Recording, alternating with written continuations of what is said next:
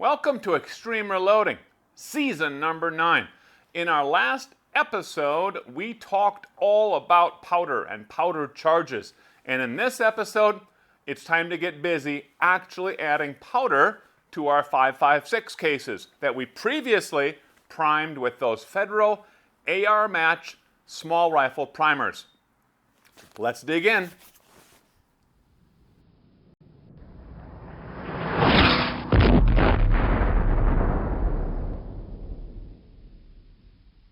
Remember once again to look over your previous reloading notes. And one of the things that I do is I'll make a quick note to bring in here that I'm using 25.0, exactly 25.0 grains of Varget.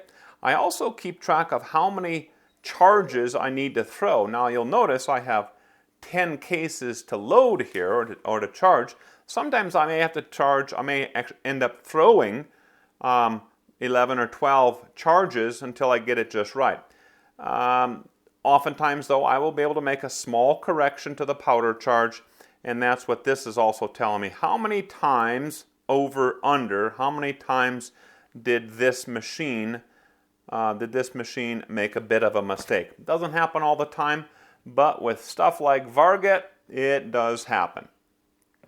But we've got to watch that, so we're going to set this that we want to have it throw 25.0 grains. I'm going to be using standard mode, not going to be using the match mode in this RCBS MatchMaster because I'm not looking for that level of precision. And I'm also not convinced that match mode makes that much of a difference.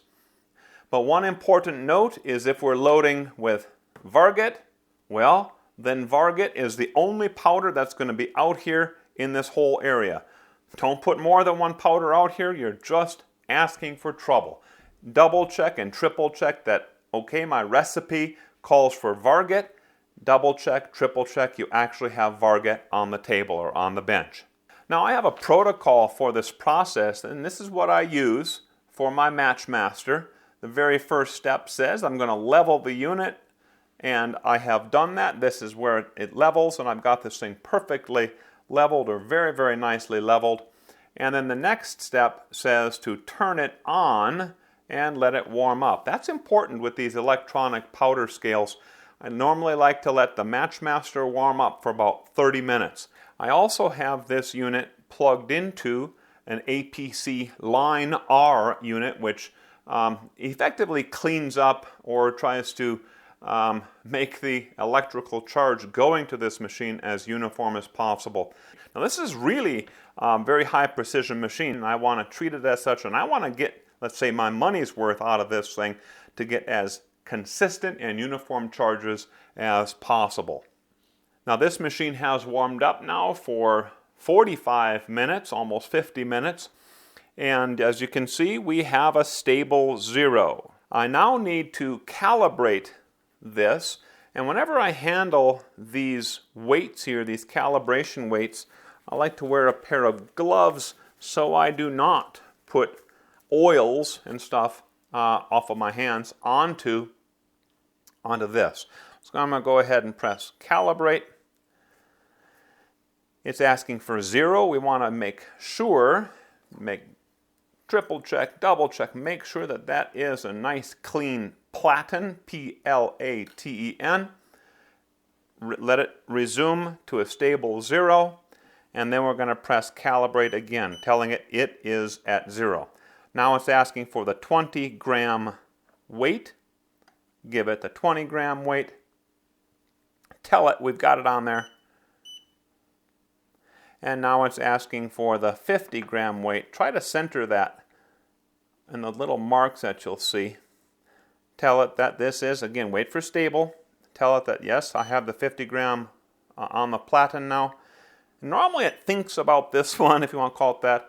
It processes this one a little bit longer than the 20, but just a couple seconds and it's all set. We will now remove this, and it will resume or return back to 0.0 with a stable reading.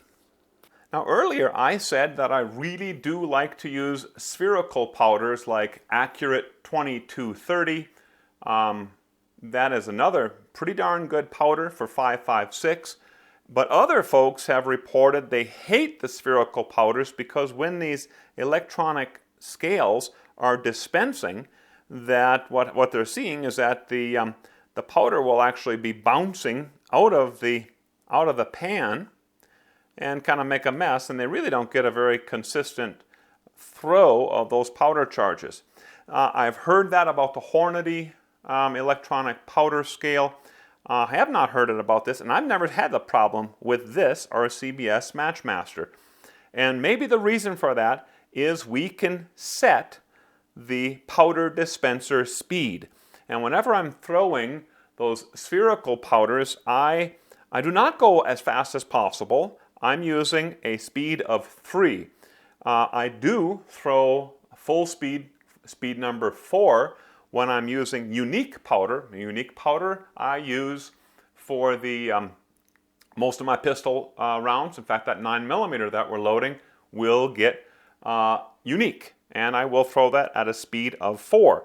For TAC, AA, or A2230, those spherical powders, I use a speed of 3. But for Varget, I use a speed of 1, pretty darn slow. Varget, although it's a great powder, gives great results on target, it doesn't meter very, very well. And the faster I try to throw it, the more mistakes this thing is going to make, and I'm going to actually have to putz with it by hand. I don't like to do that, so I set this one at a speed of 1. So what we do is we press 1, that's the speed, powder. It tells me my dispense speed was 1. Next step, I'm going to place, this is like a tongue twister, place the powder pan on the platen. Now what did I just do there? I just took this is a little trick I learned from the folks at RCBS. This is a dryer anti-static cloth. Pretty darn new.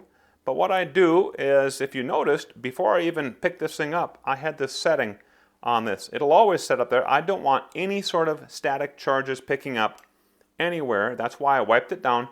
And it'll either be setting on the plastic platen or on this anti-static cloth right here. Now notice that the powder, the scale is telling me that now sees a charge or weight of 144.7. I actually make note of that. Why? Well, it's just kind of a curiosity, I suppose. But if I start seeing problems with my scale, and I start getting very weird readings where it's not always coming back to 144.7. Sometimes it'll give me 144.8. I think that's differences in humidity and temperature. Yes, it is that sensitive. If I'm start getting some weird readings on this over the years, that tells me that this machine is probably going bad, and so I need to think about replacing it. Now I'm going to zero this. I have to zero it, or what we call tare, T-A-R-E. Tare it, and now I'm going to add my powder to the hopper. Now don't just put in a little bit. Put in a good amount of powder. You don't have to put the whole pound in, but definitely put in a good amount of powder, more than you're going to need, and we'll just drain it later on. Some of it will flow through those tubes while you're doing that. That's not a problem. We'll dump it right back into the hopper. Return this to the platen, and we should and did return to 0.0. My next step is to key the powder charge and tenths. Now I am throwing 25.0, but we don't make the assumption that that the machine knows it's 0.0. So I need to do 25.0. And now to accept it, or more or less like you're pressing enter, we're going to press go right here. When I do that, it's going to start throwing it. And I've noticed that sometimes the very first charge, it'll make a mistake on it.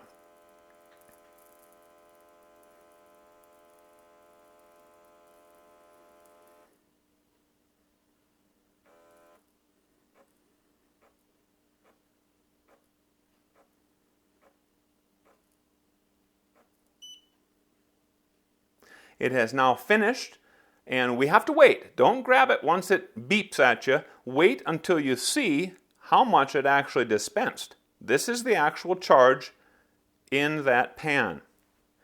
Now here's another little trick. I like to use, for the 556, these Satern, S-A-T-E-R-N, funnels. For most other cartridges, the standard plastic RCBS, this one happened to be RCBS, Hornady, whatever, that will work out just fine. But what we have here on the 556 is, for whatever reason, I've noticed, and more so with the spherical powders, that when I use the plastic, that oftentimes I will end up spilling powder. It really does not make a perfect seal here. And I will spill powder down along the outside. That ruins everything. I mean, you can literally dump it all back in and start over again. These Satern funnels fit absolutely beautiful. I do have a couple of these for a couple of those cartridges that were sort of problematic in that same way. So now, okay, we got 25.0. I'm going to take this. So I'm going to put the powder charge in this one right here. Place the funnel over the top. Make sure you're seated in there nicely. Then we're going to pour this in. Now it's actually wise to pour this in slowly. Don't just dump it in and then what a lot of folks will do, they'll dump it in and they'll immediately lift it up. And then what happens is, hey, that powder didn't trickle all the way through the funnel and you end up spilling powder over here. Just take your time, let it pour in slowly.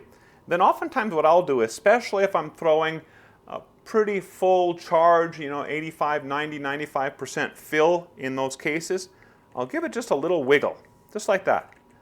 It kind of settles those kernels in there, and then it's done. Now it's hugely important that we take this filled case and move it. And that's why I said I normally like to work very systematically here.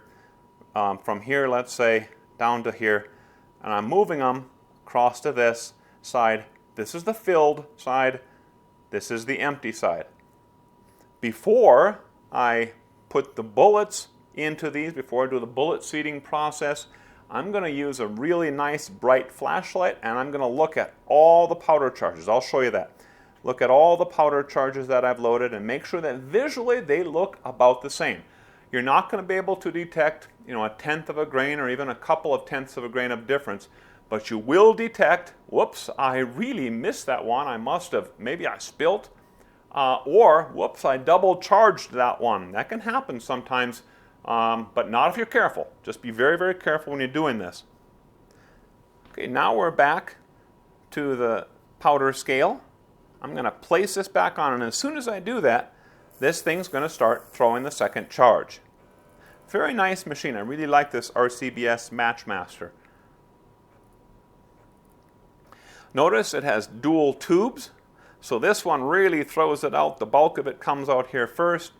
The second one is very, very slowly, very carefully putting out that second charge. Now, it's a very sensitive machine, and I wouldn't doubt that the fact that, number one, I was talking, kind of loud even, could have thrown this a little bit. I noticed that our furnace kicked on over here, and even though I have the line R working here, those sort of vibrations can carry through and mess things up. I also noticed in the summer, when the central AC kicks in, it can sometimes throw, and the fact that Varget is a cylindrical, kind of a difficult powder, can kind of make a mistake. This is a mistake. 25.1 is not 25.0. So what I could do is I could take this and dump the whole thing back into the hopper and try again. That's actually quite slow. What I've learned is I can take out literally a kernel or two. I got it in my fingers here. Now just like a little, there we go. I trickled in one more and we're back down to 25.0. If you don't trust it, pull it, give it a little shake. Oh, it's 25.0. Same deal. Okay, this is charge number 10, and one more thing I wanted to mention to you, just a little bit of a tip, is as we're moving this from the platen to my reloading block, don't scrape it across, pull it across. That's not good for the platen. And also don't pick it up real high, because you're then going to hit these tubes and you're going to drop in more powder. You won't know it unless you saw the powder drop in. So lift it up just that little bit, pull it across. Now I'm doing this really, really slow, but we don't want to be dropping more powder into this thing. And then of course we're going to add this into the case. Now if you look in here as you're adding it, if you look down in there and you see, hey, all the powder didn't go in. What's going wrong? I better shake it some more. It still didn't go in. And then what you're going to do is you're going to lift this off and you're going to spill powder all over the place. Well, the reason why it didn't all go in was because you accidentally double charged. And this thing is probably going to be heaped up with powder. And then you got to dump the whole thing back in. You got a mess of powder around here. And if you have more cases, you might have dropped a kernel or two, or who knows how many, into those adjacent cases. Be really, really careful with that. If you see powder inside here, understand that's a double charge. The thing to do is pick the whole thing up as one unit. Then you're going to take it over to the hopper and dump it back into the hopper. This is not a double charge. This is a good charge. And so now all 10 of these are done. And what I want to do now is I want to do a visual inspection. I'm going to turn these back around so we can take a really good look at this, and let's take a look at how it did. Now we're looking for anything that looks really, really low or really, really high powder levels compared to the others. It's just a relative check. A little bit of extra QA, QC. And I'm not seeing anything wrong here.